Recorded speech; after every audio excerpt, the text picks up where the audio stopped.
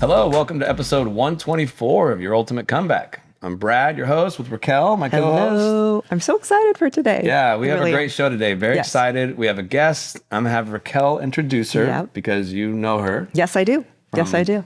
Years past. Yes, indeed. So we have the lovely Kristin Granillo with us today. And Kristin used to be my boss. So I used to have to report to her. Nice. Yes. I just want to say I'm glad you introduced her because I am not very good with last names. That one's a tricky one. Yeah, everyone wants to chopped it say, up. no, they say Granillo, right? Granillo is what most people say.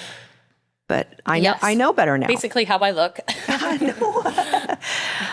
So Kristin was my boss. We met at Equinox, and about 10 years ago, she was a great, great boss, actually. Always so organized and so, there was never anything left, no loose ends with Kristin. She had everything handled. So now that she's doing this sort of work, I am not surprised. She's done everything from cutting hair to being a school teacher, fitness world for a long time, managing all the things. I mean, you name it, she's done it. And now here she is to talk to us about her latest venture, which is very exciting. Nice. So Kristin Granillo. Oh, thank you for having me. I'm very excited. Oh, Caesar going to do applause for us? Oh. There we go. Thank you very much. Yes, that was a standing ovation. First of all, something I noticed in your intro that we could definitely go out on a tangent about is about the way that I was as a manager. Like everything was buttoned up and it was. Yeah. So we could talk about my headspace when I was managing at the gym. I love that. So yeah, my journey into what I do now, should we tell people what that is, or is that going to be a spoiler alert? Do you want to tell people what you're doing now so they kind of have something to reference? So basically, I have done a lot of research on nervous system regulation. And so I help people reconnect with their bodies, regulate their nervous systems, and actually feel balanced again, because it's very sad, but I found out probably throughout COVID that I was in fight or flight for like over a decade. Whoa. Wow. So we'll go back to, it all kind of started with the fitness industry. Like you said, I got into management and I was at the gym all the time. Sure. And the fitness industry can be incredibly rewarding, but it also puts a lot of emphasis on the external. You think? And and especially over time, it can really start to take a toll on you. I found myself constantly comparing myself, self-monitoring, and feeling like I needed to be doing more all the time. And, in the work that I'm doing now, I learned that your thoughts create a feeling, which creates an automatic response. It creates a pattern. And so habits that I developed because of, the kind of toxic industry that I was in, I got, disordered eating. I was overtraining, people-pleasing, perfectionism. Like, it was really exhausting. And so, like I said, when COVID happened, I was forced to slow down for the first time in my life. And that's where I discovered, oh my gosh, this is what it feels like to relax, because I never let myself relax. I would take 2 fitness classes a day, and I took that as a badge of honor. I did all the biohacking. I was cold plunging, sauna, taping my mouth, working out really, really hard, eating all the right things. Dry brushing. I remember that. Dry brushing. Well, just stack it on. It's stress. Doing all the things causes stress. And I've learned that as we get older, which Raquel, you warned me about this many, many times, you just wait till you're older. Well, I'm there now. Yeah. And I found that all the things that I was doing before do not work the same way anymore. So I had to pivot and figure out as a 44-year-old woman, I need to get it together. And so, I started researching neuroscience and learning how to regulate my emotions and emotional intelligence. And I just became so passionate about all this work. I got Heart Math certified, which it's basically teaching you about the nervous system and coherence and how to get your brain, your heart, and your emotions all in alignment. And that is nervous system regulation. You take yourself out of the fight or flight. And Yeah, I mean, obviously, I'm very passionate about Yes. what I have learned and what I've taught myself and how I've come out of this. Because, if I could pull myself out of that disconnection, I'm pretty confident I can help other people to do the same. So this is now what I am devoting my career to. I love it. I love it. And what about the piece of how that all came to be, where you were a manager at Rancho La Puerta in Mexico, and what you thought was your dream job? And, I know you were trying to get me to go down there, and I'm like, out of my comfort zone. No, no, no, no. And boom, you're kind of thrust into that place where you met that gentleman, which has really been helping you to get where you are today. Yeah. Well, first of all, I do want to give a shout out to Rancho La Puerta because that place is so awesome. Like if you love fitness and wellness, Yes. it is the place to go at least once in your life. Sure. Running that was a beast. I was not prepared for that. And I had to live in Mexico part of the week. So I was away from home, and that just brought on a whole another level of stress. But the right things happen at the right time. And I met Jeff Benton, who's one of the founders of Paragon. And once I found out that he does this work, I'm like, oh my gosh, like how do I come do this with you? Because it truly does change lives. I love it. I love it. Can we dive into stress? Yes, let's dive into Brad is just Everyone's favorite topic. no. Well, Brad preaches this all the time, that so many of us don't realize. You said fight or flight for 10 years. So many of us are, oh no, I'm not that stressed. I'm not that stressed. I'm good. I'm good. You would beg to differ, I'm sure. Yeah. So I think that the biggest problem that people have is there's so much on their plate. And, I focus especially on women because I am a woman, so I can try things on myself to see what works. But, we are juggling so much to try to live this extraordinary life. We're trying to be great partners, great friends, great mom if you have children, successful, maybe you have a career, and then you've got your fitness and you're trying to keep up your health. And it's just like, it's like a hamster wheel so I'm supposed to relax in all of this. And so, there's two different types of stress. There's like acute stress, which we're created to have stress in our life. Basically, like something happens to you, you react to it, and then, you recover. Nowadays, everything being thrown at us is being seen as like an emergency. And so it keeps us in high alert. And so our nervous system is high all the time. We're revved up and we're looking at it like it's our baseline. Like people don't even know that they're in stress like me, because I was just like, oh, this is just the way I operate. I'm always running around with my hair on fire. That's how I operate best. So, once people learn like what self-regulation feels like and how to slow down and bring the energy down, that's where they see the biggest changes. I love it. How often? So one of the common things I see, especially with women, like you describe, stressed, doing all the things, exercising, and their body fat starts creeping up. Yeah. And the conversation I try to have is, you got to get your stress levels down. Well, I'm not stressed. I'm like, and trying to get people to understand that. So I would love, like, you see that a lot. I mean, it sounds like you do. But that's a common thing that I see. And then how do you talk to people to let them know, like, yeah, that's the roadblock. Like, until you deal with that, you're not going to get anywhere near the results you're looking for, the experience you're looking for from all the effort you're putting in. Yeah, unfortunately, it's tough because people get just stuck in the mindset that more is better. And once you start to teach them a little bit about like how their brain works and how their emotions actually impact their physiology, they kind of get like a little light bulb.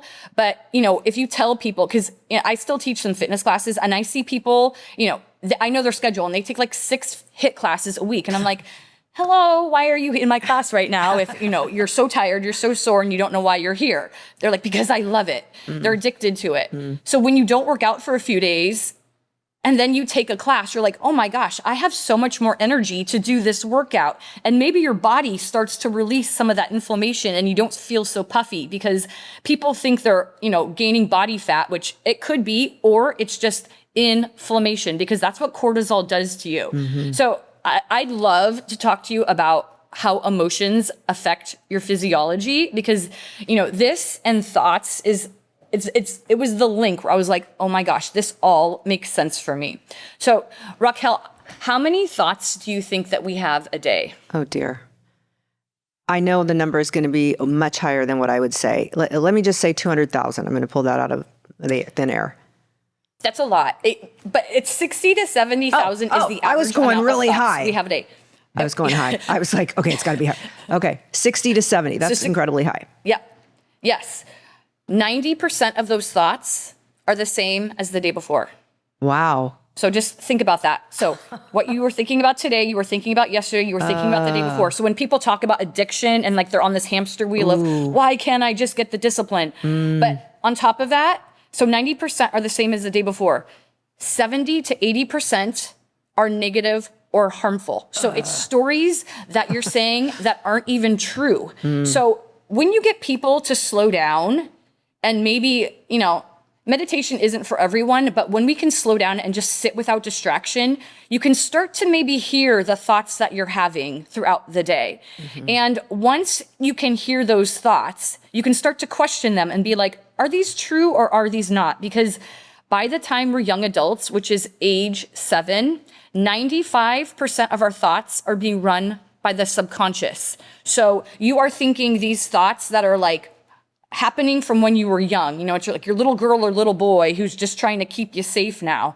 So when you can slow down and start to be like, I'm hearing the imposter syndrome, or I'm hearing like I'm not good enough, being able to put the brakes on that, because your thoughts create an emotion in your body.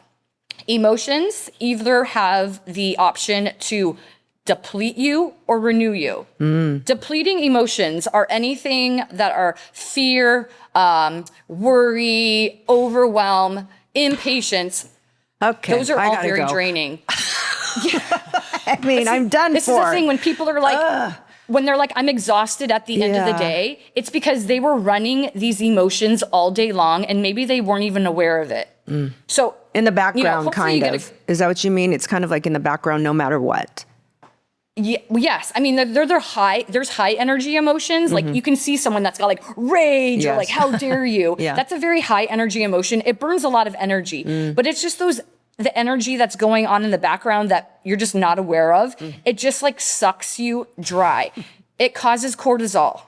So if you are just thinking these depleting emotions all day long, it's pumping cortisol into your body. There's actually 1,200 different biochemical reactions that are happening with a depleting emotion.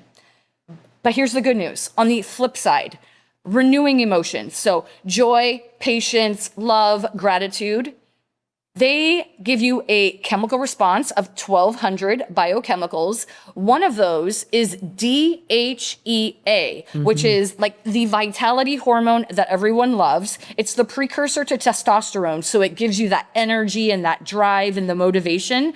So when you can become aware of your thoughts, first of all, and then your emotions, thinking like, what kind of emotional state am I in all day?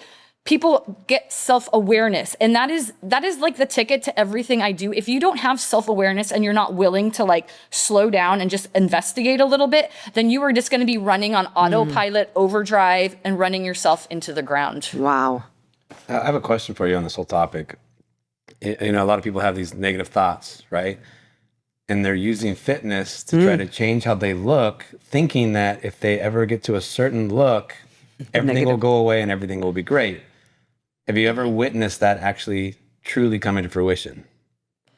No, because it's an internal situation. Like once you get fit, there's going to be something else that you want to change. Because if you're not happy with yourself, making your outside shinier is not going to make a difference from what's inside. So, once people, you have to be your own best friend. As cheesy as that sounds, like you're stuck with yourself for the rest of your life. So coming to terms of who you are, recognizing your patterns, starting to solve whatever trauma is inside of you, because usually it's a little bit of trauma that people are trying to like cover up with lipstick and, like the fittest body, unfortunately. I don't want to say that about everyone. That's a very blanket statement. But, when you're chasing after something externally, there's usually something internally that you might need to look further into. Love that. Yeah. Love that. Can we talk a little bit about HRV? I know we've talked about it a lot, please. like Well, throughout this episode, throughout our podcast. I want to know some of the techniques. Are you going to circle back to that, Kristin? I Techniques absolutely will tell you some of the things that move the Okay. needle. Okay. To get out of that fight or flight constantly, because I think that's important too. Yeah, but if we Yep. like, I like to explore HRV because I know you're an expert in HRV. We Okay. talk about it a lot. Yeah. I think it's a nice tool to monitor, and then I'd love to go into strategies to help optimize that stuff. Love it. Yeah. So does your audience have a really good understanding of what HRV is about? Probably not. Yeah, I mean, probably not. Yeah, so let's just say they know what it We'll just is. do A lot of a them nice wear the little- Whoop, the Aura, things like Yes. that. A lot of them wear it, Yeah. but they're Yes. not really quite sure what they're seeing. I should tell you what my optimal one is. So you can, okay, yes, here we go. Okay, heart rate variability today was 31, and I only got good. Yesterday, I got optimal, and I was 37. So I'm kind of low, right? Okay. Well, so this is going to be great information for us. So Okay. just to talk about what HRV is, because a lot of people, they wear these devices. They're like, I have no idea what this number is. So heart rate variability is HRV. It's basically a measurement of your nervous system, how well it can adjust to stress and recovery. So you want your heart rate, you want your nervous system to be flexible. HRV gives us real insight into how is my nervous system doing today. So, you were saying your number, it could be low, is what you might be thinking. Would you like me to talk about what women or men, like the averages, what those should look like? Sure. Okay, so you can always look up online what is an average HRV for a person of my age group. The thing is, it is very, there's a lot of genetic components involved in it. So one person can be predisposed to be lower, one person can be predisposed to be higher. What the important thing to do is to figure out what is your average. So you're going to find your average, like, yeah, this is typically what I'm getting like over the course of maybe like a month. And then you can start inputting different types of tools and techniques into your life, which we can talk about, to see what moves the needle for you. Because we are very, everyone, bio-individuality. What works for me will not work for Raquel, will not work for Brad, will not work for my husband. Right. We are all so different that we just have to experiment to see what works. And also, as we get older, like we've said, what works now will not work in 2 years. So, unfortunately, you don't like hit a high number and you made it and that's it. Like, it's something you continuously have to practice, because life is a practice, and not beat yourself up over it. Like, we're all humans. We're not going to have amazing numbers every single day. It is just information so that you can see, am I in heightened stress all the time? Which I think is the most important thing to know. Right. And what would somebody see to know that they're in a heightened state of stress all the time? Their HRV would be very low. Okay. So you'd see it plunging. Okay. Compared to their average. Yeah. So, I mean, if someone is in a constant state of stress all the time, obviously their HRV, the average would be like a probably mediocre number. The amazing thing, I can't speak for like the Whoop or the Apple Watch, because I do use the Aura, because I do like that it measures out my finger, and I think it gets a really good pulse point there to get me more accurate data. But Aura gives you a stress and resilience reading. So it'll tell you your stress patterns throughout the day. So it'll say, you are in red all day long, you're in stress, or you've dipped into recovery, good job. It might send you like a little balloon or something, but then did you go back up? And, heart rate variability, you want a high number because your heart rate does not beat equally in between. It shouldn't.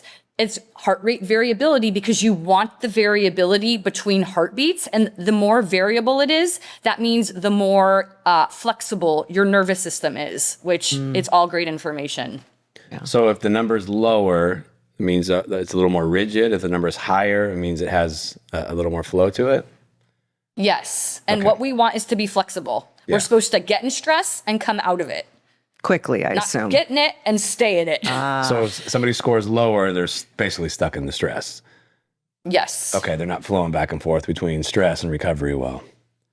Right. You want to be able to toggle back and forth between them pretty easily, but every day's different. That's why you're looking for the average of just like over a month to see what should your number be.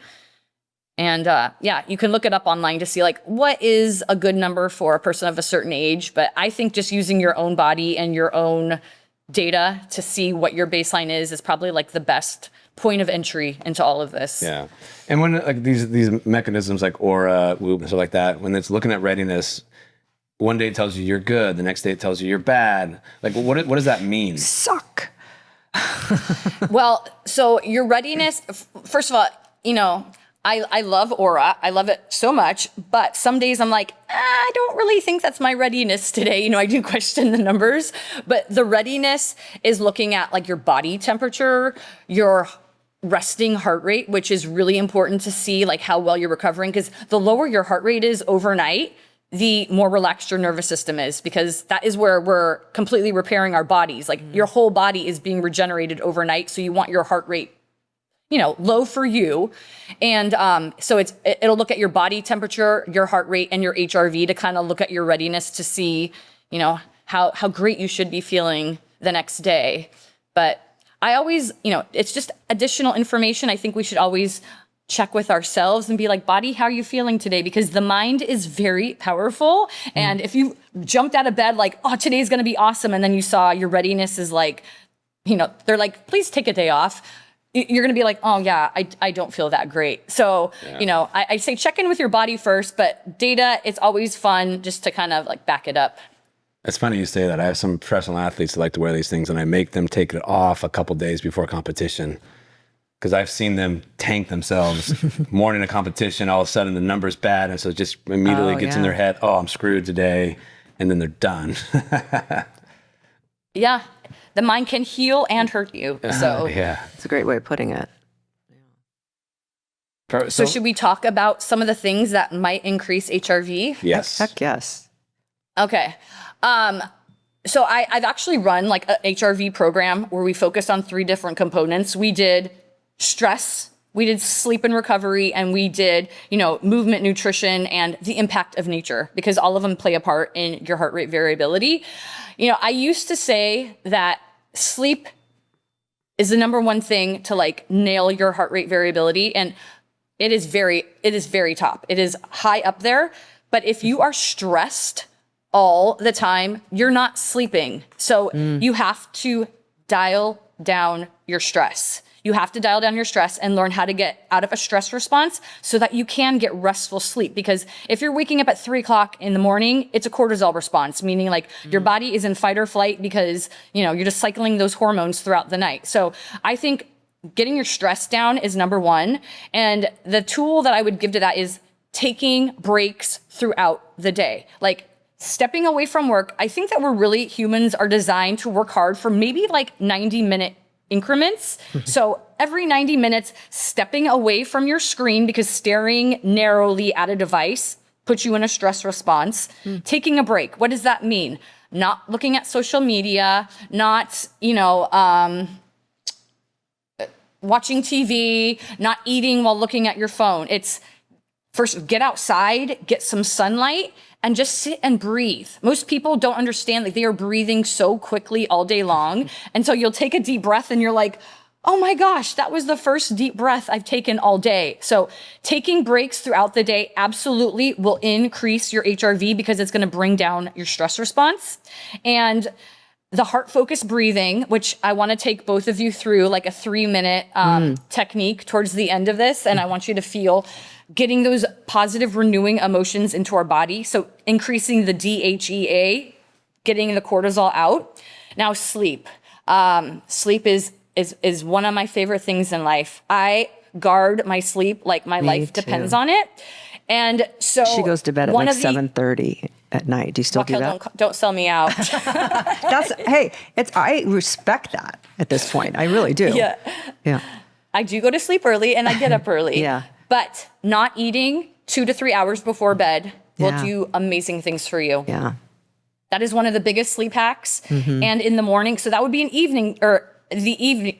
Where are we? Yes, the evening sleep hack. In the morning, stay away from your phone for at least 30 minutes and try to get some kind of bright lights in your eyes, meaning like, the sunrise, or if you wake up too early, it's still dark out. There's these little lamps that you can use, while you're making your coffee or whatever, just to get bright light in your morning, because it resets your circadian rhythm so that it helps you ease into the day, and then you'll start to tire down appropriate times because, we rise with the sunset like our ancestors did. So those are definitely like the 3 biggest things that I see that can increase HRV. That's cool. Very cool. Do you see many people, because I kind of know one, that stress themselves out over their Oura Ring or their Whoop Band and their readings and their readiness and their recovery? I don't know who you're talking about. Raquel, is that you? I don't believe I don't. You know what? Not so much anymore, Brad. Do you think? We went through a pretty tough period where I was we've trying been to get her together to stop 4 years. wearing it. No, I think. So she's I'm better. much better about I'm it better now. But I have other clients that are like really stressed over. Yeah. Like they're so worried about it. Do they know that they're worried about it? I let them know every time we talk about it. I mean, so here's the self-awareness piece. Like, anytime you see like red flags with something, the way it makes you act, like, because you're going to have a thought, you're going to have an emotion, and then you're going to have usually an automatic behavior that maybe is going to be inappropriate because of, whatever you're feeling. If you're going down that path, I would put the brakes on and kind of investigate, like, is this a problem for me right now? Yeah. Should I step away from it for maybe 2 weeks and let my nervous system reset? Because wellness can become an addiction. There is so much noise out there, and there's so many things that you can do. It is very overwhelming. It's overwhelming. And that feeling of overwhelm is like causing cortisol to begin with. So, we just all need to slow down a little bit and check in with ourselves. Like, if you feel something is becoming a problem, step away from it. Yeah. Or talk to someone about it, which is great. Raquel talked to Brad and said, hey, I've got a problem. What should I do? Did I do that? You did that at time. Oh, no, you never did that with a problem. No, I think I'm much better about it. It was this realm of perfectionism of every day I had to be perfect. It wasn't perfect. What's wrong with me? What did I do wrong? Yeah. What's wrong? I think I'm a lot better now. You are a lot better. I am. Yeah. I've come. Yeah. So Raquel, advice would just be when you feel that energy creeping in, because no one wants perfectionism. Perfectionism is like holding back people in life. Like, they're afraid to fail. When you feel that energy, like, okay, here's a little tap on my shoulder that we all get when there's a problem, before it sucker punches you in the face. Yeah. Like, hear the little tap. You're like, I hear you, and I'm going to listen and do something about it. That's good advice. That's good advice. I didn't mean to throw you under the rug there. Just under the bus. You mean, no, that's okay. That's all right. I'll own it. I see it a good lot. to be honest. That's why I wanted to talk about it. We met 4 years ago, and when we were working together, and I asked him to train me after my explant surgery, and I thought it was just going to be this brief little thing before I could get back to all the HIIT stuff. So, and here we are 4 years later. He's stuck with me, whether he likes it or not. But he really retrained me a lot. You did. You know that you have. Yeah. He's made me really slow down. I used to be all the travel I'm doing for Quinn right now to watch her play, I would have been stressed out about where my workouts were. Now I'm like, yes, I get 3 days off. Awesome. So there's a huge win there. I don't stress as much about where I'm eating. I kind of still do. Maybe that's you're so much better. Yeah, but I was pretty bad. Yeah. But she knows. She progress knows over perfection. Yeah, It's baby steps. And the thing is, we're so hard on ourselves, and we're always thinking about, like, why am I not there yet? Why do I keep doing this? Beating ourselves up. We beat ourselves up for beating ourselves up. But maybe you could look back from like 6 months to a year ago, and you're like, look how far I've come. Yeah. Like, look at the changes I've made. It's amazing. And think of how the different emotions are in each state. When you're not where you're supposed to be, it's frustration, impatience, sadness, disappointment. Right. But when you look at how far you've come, what are the emotions associated with that? Joy, pride, confidence. Sure. Like, we need to start trying to bring in more of those emotions into our day, because on the other side, that's what's fueling our cortisol and our high stress. Yeah. It's all about the emotions, and people just don't realize it. Yeah. Well, yeah, I think everybody thinks it's all about the training, the nutrition, the sleep.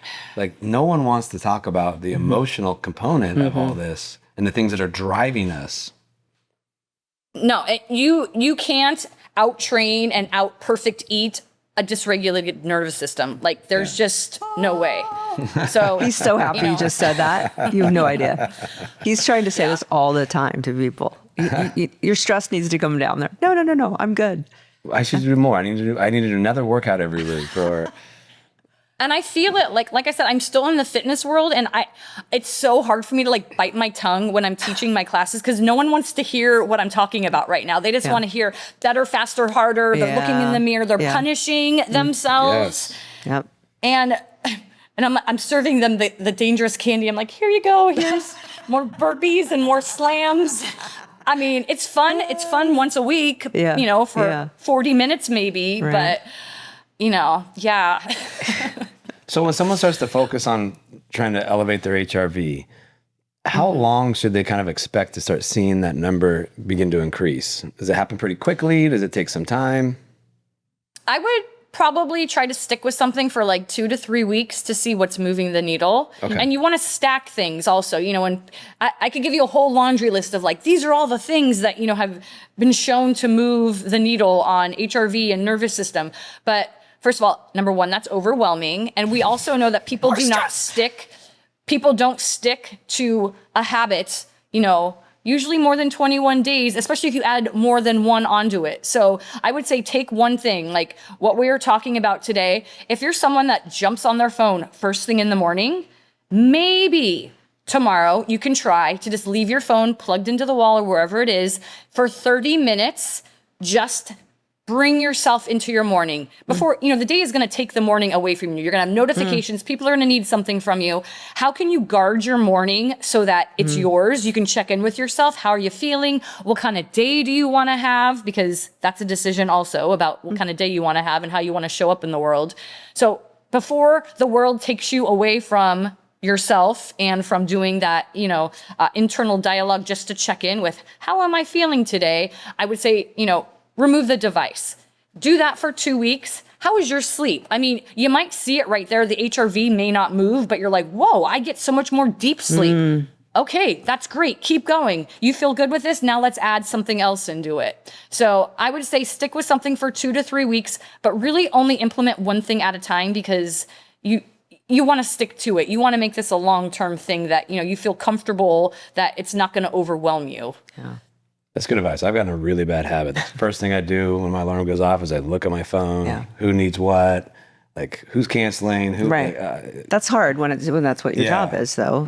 That's where people would let you know. But I like that. I'm gonna Brad, implement that.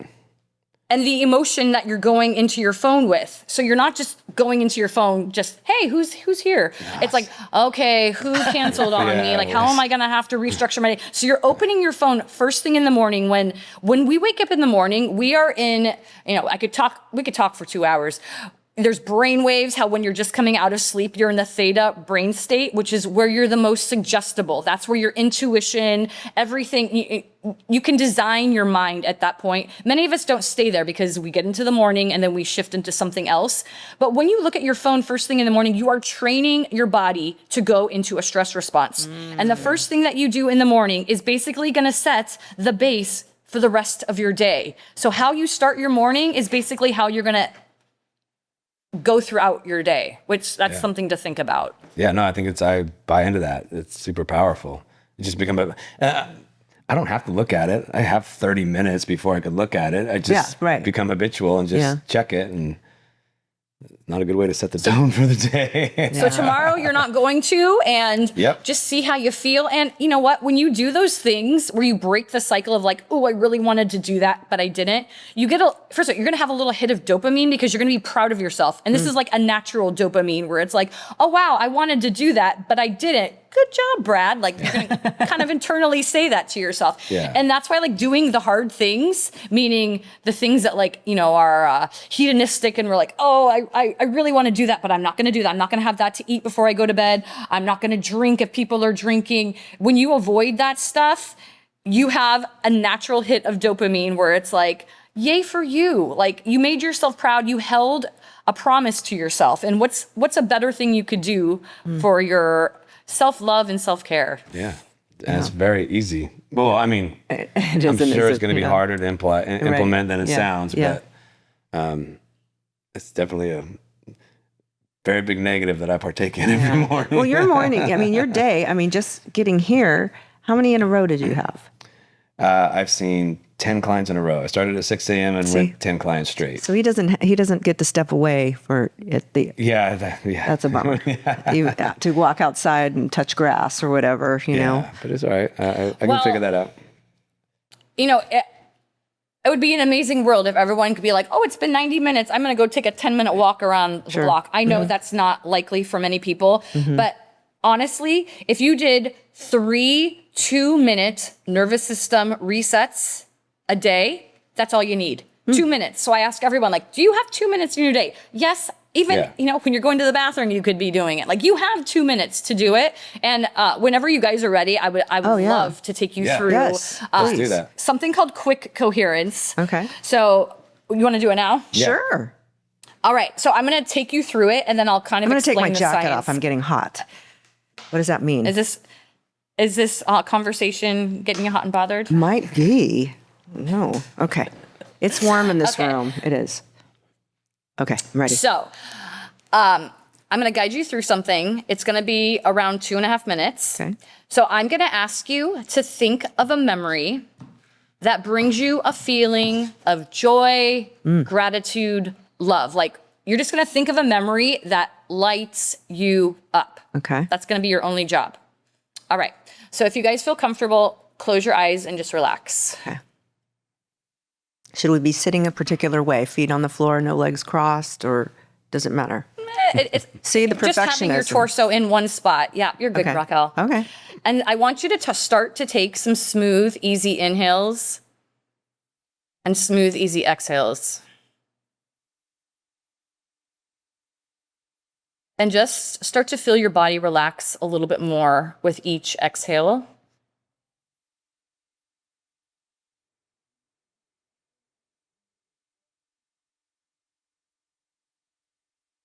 And I want you to focus your attention in the area of your heart. So just focusing on your heart or chest area.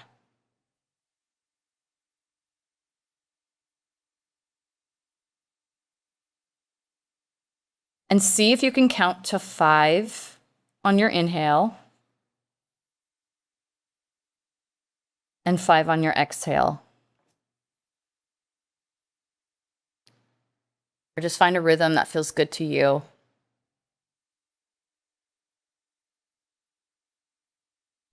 So just breathe into your heart for a count of 5, like it's a lung, like it's the only place the breath can go. And from your heart, like it's the only place the breath can come from.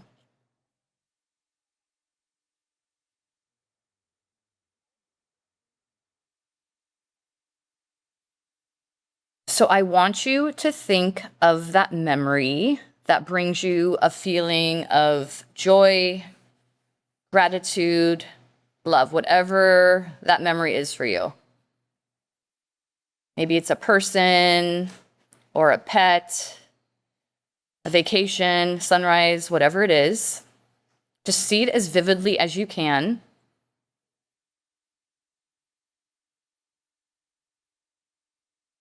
And then see if you can bring in the emotions you felt in that moment into your body now. So when you were in this memory, what were the feelings you had? What emotions happened for you? Happiness, lightness, joy, peace, calm. Just feel that in your body now.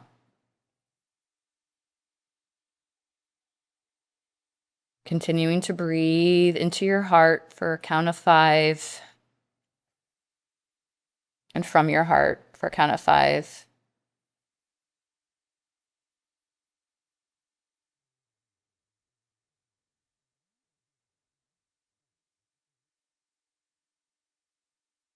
And when you're ready, you can open your eyes. Okay, why did I start crying? How does that feel? Did you? Yeah. I'm like, I have tears. I have to find my Kleenex. Yes. Are they tears of joy? I think so. I hope so. Yeah. I mean, I don't feel stressed out. You know, I'm a crier. You know that about me. What can I ask what the memory was that you thought of? being at the NCAA finals with my daughter last year. And what were the emotions that brought in for you?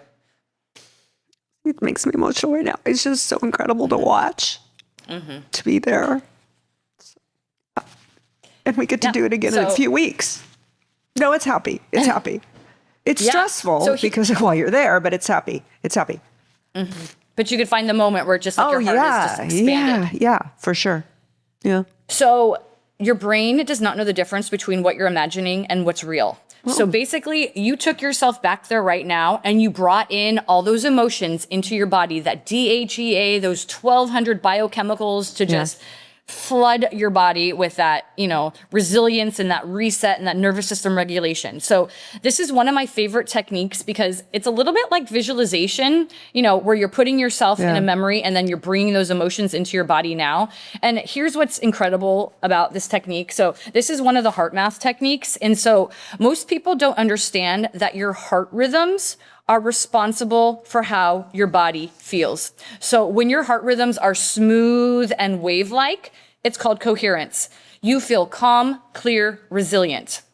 But when they're not, jagged and erratic, that's when you feel reactive and impatient and stressed out. So that's why emotions are the most important thing in all of this, because when you can control your heart rhythms, if you are in a coherent state most of the day, there it is right there. That is like the ticket to nervous system regulation, is just having that heart rhythm that looks like this. And guess what? That is correlated with HRV. So you get a heart rhythm that looks like that, you've got high HRV. What did you think about? Can you share with the class?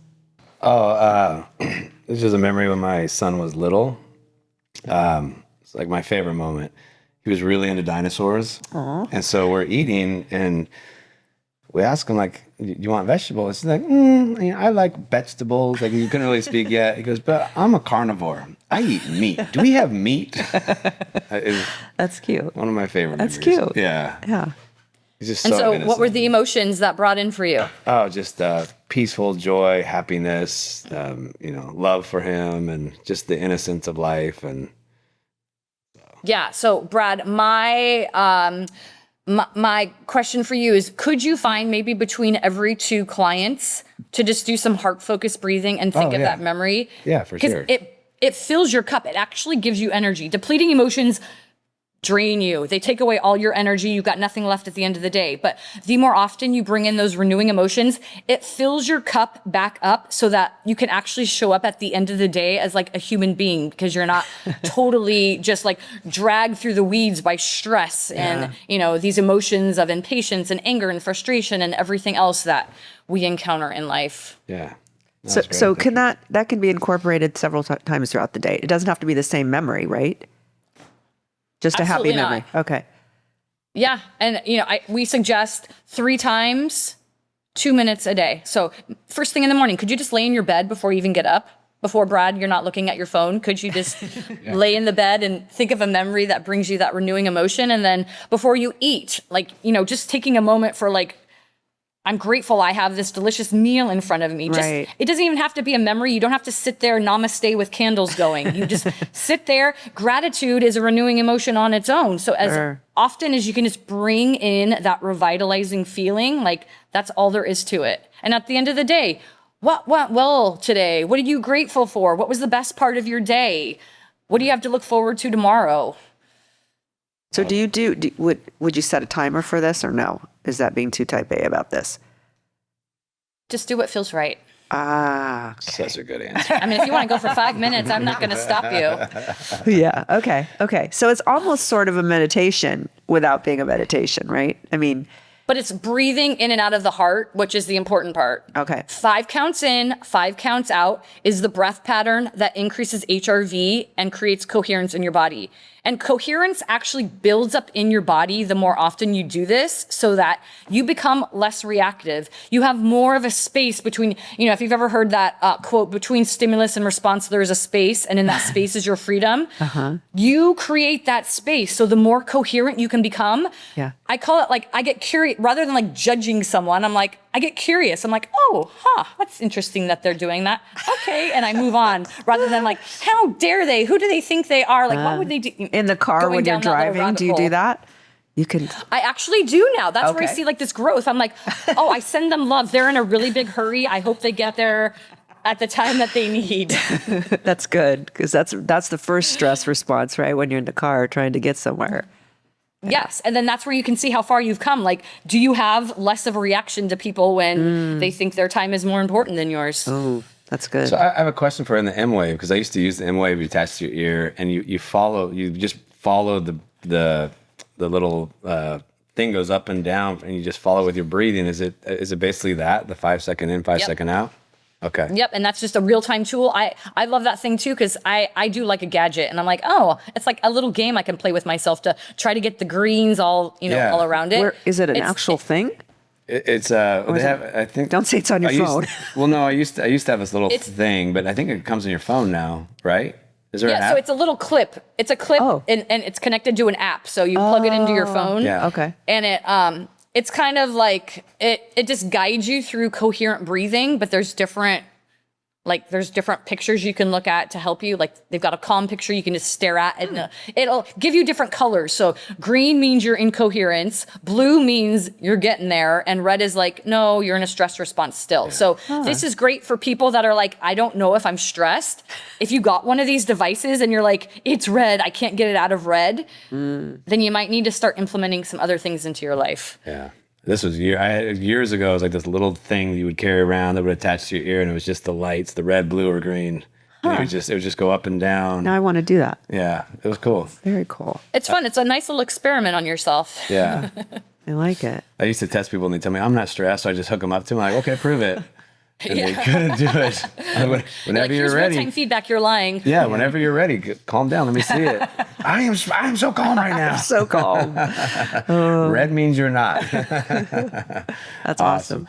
So we're kind of running out of time here, but so you do this kind of training. Like, tell us a little bit more about what you do and how people can find you. And so we try to spread this work to as many people as possible. The company I work for is called Paragon, and we actually, because we've been seeing that so many women, especially after 40, are just going through it right now, we've developed this 3-part program that we're going to be doing in May. It's called the Longevity and Resilience Reset. So you can find us on Instagram under Paragon Performance, or you can go to our website. And this is the work we do, and we would love to teach as many people as possible. That's fantastic. is it like a remote type of workshop? Is it like online? Yeah, it's going to be on Zoom. Yeah, it's going to be 3 sweet. weeks in a row. And they get a free, it's a paid program, but you get a one-on-one coaching session with myself. So I can tailor things especially to what they need. But you don't have to be a female. Or is it only females for this portion? We run many programs. We have lots of programs, but the one that I'm talking about right now, it's for women over 40. Got it. We're creating a nice little community so that we can all share stories and know that we're not alone. Yeah, that's great. Great. For So any of we're going to any link of my your info. female clients listening, I highly recommend this. Yeah. Well, how serendipitous is this that, I check in with her, I don't know, maybe every few months, would you say? Like, hey, Kristin, how you doing? And we just started talking about this. I said, you need to be a podcast guest. She's like, oh, I don't think so. I don't think so. No, this is perfect. I know. So I good. knew you would be great. Yeah. And I can see such a shift in you. I really can. Even though this is over, the interweb, I can see a brightness in your face that you did not have before. Truly. Yeah, it feels pretty amazing to be passionate about what you teach. So Yes, I feel like I found my purpose, and I am taking it all the way. I love it. Love it. Thank you so much for joining us. Thank That you, was great. Kristin. Oh, you guys, thank you for having me. Yes. This is so fun. Yes. Yeah. And we got to get together in IRL, as the kids say. In You know real it. life. Let's plan it. Okay. All right. Thank you, Kristin. Thank you. Bye, you guys. Thanks. See ya.